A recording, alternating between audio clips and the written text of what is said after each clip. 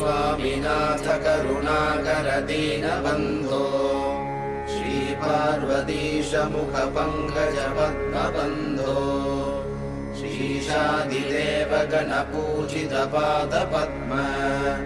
वल्लीसनाथ मम देहि करावलम्बम् देवादिदेवनुत देवगणाधिनाथ देवेन्द्रवन्द्य मृदुपङ्कज मञ्जुपाद देवर्षि नारद मुनीन्द्र सुगीतकीर्ते वल्लीसनाथ मम देहि करावलम्बम्